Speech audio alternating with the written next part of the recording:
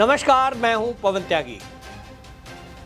मोदी को हराने के लिए विपक्षी पार्टियां एकजुट होने का प्रयास कर रही हैं और इस प्रयास में एक दूसरे की विपरीत विचारधारा की पार्टियां वो भी एक मंच पर आकर कस्में खा रही हैं कि 2024 के लोकसभा चुनाव में हम मोदी को हराकर दम लेंगे। एक दूसरे के विपरीत विचारधारा की वो पार्टियां जिनका निर्माण ही इसलिए हुआ कि हम फला पार्टी को नष्ट कर देंगे और इन्होंने बड़े अत्याचार किए हैं, लोकतंत्र की हत्या की है, ऐसी पार्टियों को उखाड़ फेंकने के लिए सत्ता में आए और आज मोदी को हराने के नाम पर एक दूसरे के साथ गलवैयां कर रहे हैं।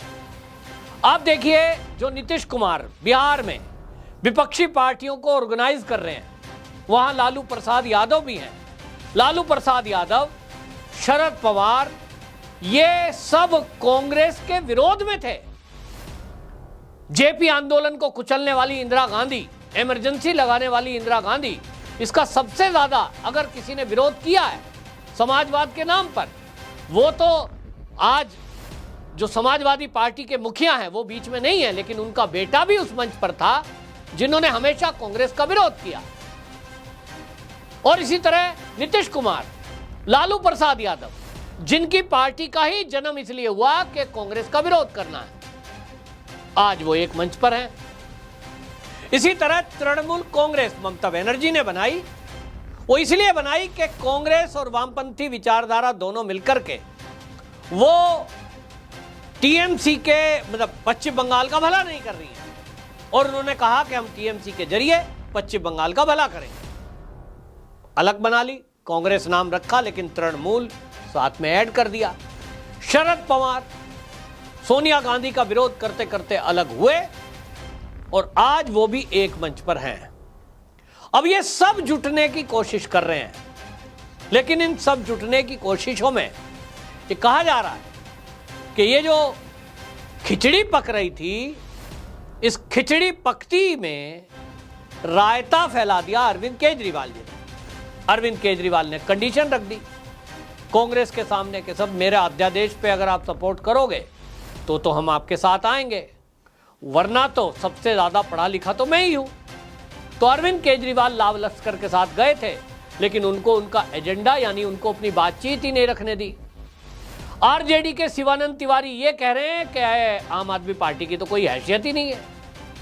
एक दो राज्य में सरकार आ गई, अब ये बात अलग है कि आरजेडी के शिवानंद तिवारी को लोग जनता ट्रोल कर रही है कि भैया तुम्हारी हैसियत क्या है, तुम्हारे कितने सांसद हैं, कितने राज्यों में सरकार है, बिहार के आगे तो कोई जानता नहीं तुम्हें।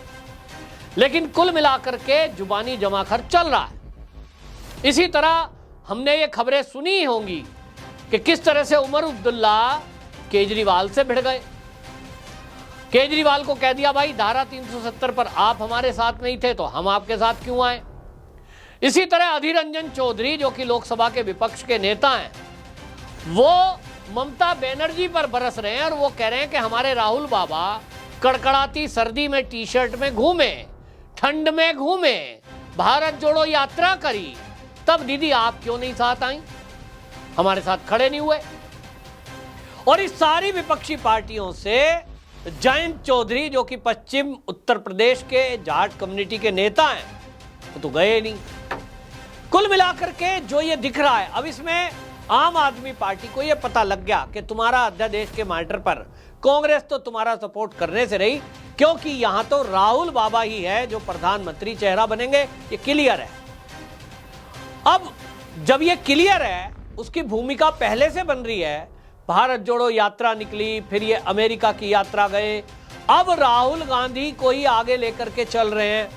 मल्लिकार्जुन खड़गे चलते हैं, लेकिन होता तो वही है जो राहुल गांधी चाहते हैं। लेकिन आम आदमी पार्टी की राष्ट्रीय प्रवक्ता प्रियंका कक्कड़ बोल रही हैं कि देश बचाना है तो सबसे पहले कांग्रेस को यह घोषणा करनी होगी कि तीसरी बार कांग्रेस का जो दूल्हा है वो राहुल गांधी नहीं होगा। अब प्रियंका कक्कड़ को क्या पता कि वहां गांधी परिवार के अलावा कांग्रेस का मतलब है जीरो, लेकिन वो कंडीशन रख रही है, कंडीशन ऐसी ताकि पूरी हो ही ना। अब ये क्या चाहती हैं? प्रियंका कक्कड़ जो कह रही है वो अपने मन से थोड़ी कह रही है, पार्टी की प्रवक्ता है भाई, जो केजरीवाल जी कहलवा रहे होंगे वही कह रहे होंगे।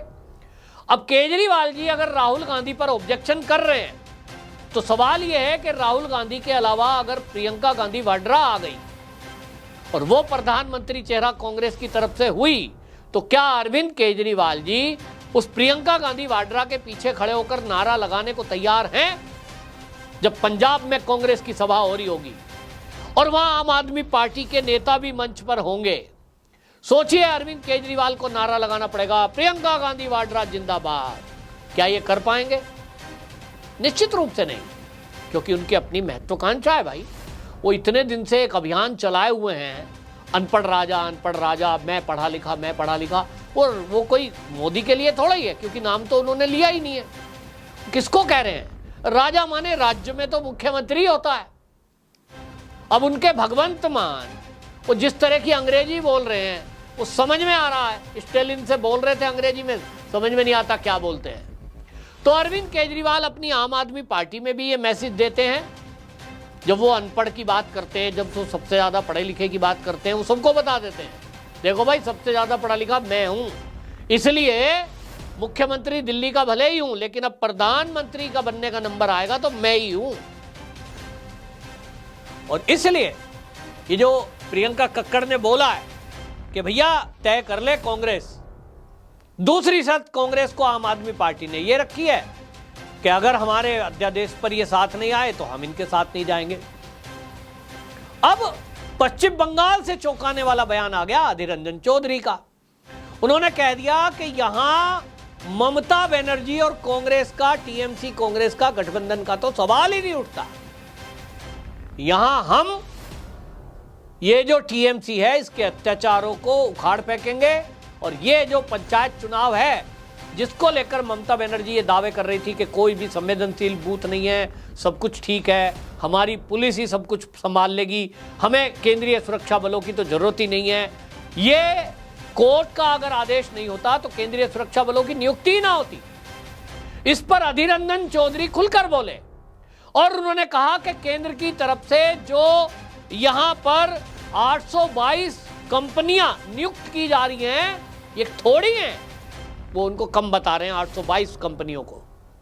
और वो कह रहे हैं कि इतनी ज्यादा हिंसा होगी टीएमसी के लोगों के द्वारा कि ये संभाले नहीं संभलेगी और निष्पक्ष चुनाव नहीं हो सकता, इसलिए केंद्र को और ज्यादा नियुक्ति करनी चाहिए, चुनाव आयोग से वो आग्रह कर रहे हैं। यानी अधीर रंजन चौधरी खुलकर ममता बनर्जी पर ये आरोप लगा रहे हैं कि ये गुंडागर्दी करते हैं, ये बूथ कैप्चरिंग करते हैं और इनका मुकाबला करना चाहिए। तो अब आप समझ लीजिए कि क्या हालत है। बात कर रहे हैं चुनावी एकता की, लेकिन हालत यह है कि ये 14-15 संगठन भी आपस में एक होने से रहे। और इसमें सबसे ज्यादा आपको बता दूं लास्ट क्या होगा। अभी हिमाचल में, शिमला में अगली बैठक है जुलाई में, 15 जुलाई उसकी डेट रखी है।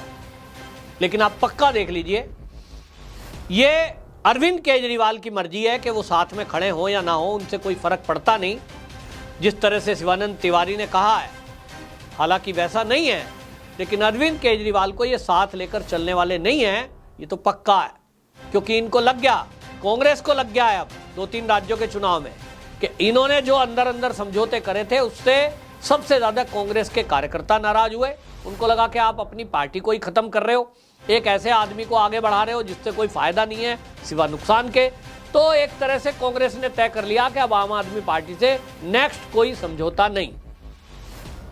बाकी पार्टी भले ही कर ले, लेकिन कांग्रेस नहीं करेगी। और कांग्रेस नहीं करेगी तो कांग्रेस बाकी पार्टियों को पीछे लेके चलेगी। उनके पीछे पहले से ही आरजेडी है, जेडीयू है, समाजवादी पार्टी ने अभी पत्ते नहीं खोले, अभी तो मना कर रहे हैं, लेकिन देखना देर सवेर वो भी आ ही जाएंगे पीछे। और कुल मिलाकर के सारी पार्टियां कांग्रेस के पीछे खड़ी हो जाएंगी, क्योंकि भाई इनकी पहुंच ऊपर तक है। राहुल बाबा जो सुरस्त अंकल को जानते हैं और उनसे मिलके आ जाते हैं समय समय पर, अभी अमेरिका की यात्रा गए थे, उसी टूल किट का हिस्सा बन गए। तो कुल मिलाकर के जो फंडिंग का मामला है, जो चुनाव लड़ने के लिए पैसा आएगा, वो तो भाई कांग्रेस देगी। सबसे पुरानी पार्टी, सबसे रईस पार्टी है और सिस्टम में बैठे हुए लोग भी इन्हीं के हैं, बाकी किसी के तो है नहीं। तो कुल मिलाकर के कांग्रेस के पीछे खड़े होंगे। और कांग्रेस में प्रधानमंत्री चेहरा कौन होगा ये कहने की जरूरत नहीं है। मल्लिकार्जुन खड़गे तो नहीं होंगे, शशि थरूर तो नहीं होंगे। कौन होंगे भाई? सबको पता है राहुल जी ही होंगे। तो राहुल गांधी ही प्रधानमंत्री चेहरा होंगे। जिसकी मर्जी हो पीछे खड़े हो, जिसकी मर्जी हो ना खड़े हो। अरविंद केजरीवाल अपने आप को सबसे पढ़ा लिखा कहते रहे, लेकिन कांग्रेस ने कम से कम उनका इतना अपमान तो कर ही दिया कि उनकी किसी बात को नहीं माना और दरकिनार करते हुए ये तय कर दिया है कि आप अपनी मर्जी से हमें धमकी दे रहे हो कि हम कहीं आपका साथ नहीं देंगे, आपसे कोई फर्क पड़ता नहीं है। पंजाब की पॉलिटिक्स में जरूर फर्क पड़ता है, बाकी जगह कोई फर्क पड़ता नहीं। और पंजाब में आपको बता दूं, भारतीय जनता पार्टी का उतना आधार नहीं है, तो कांग्रेस को लग गया होगा कि कम से कम पंजाब में तो हम अपने बेस पर जीत ही सकते हैं और हमारा अपना आधार है।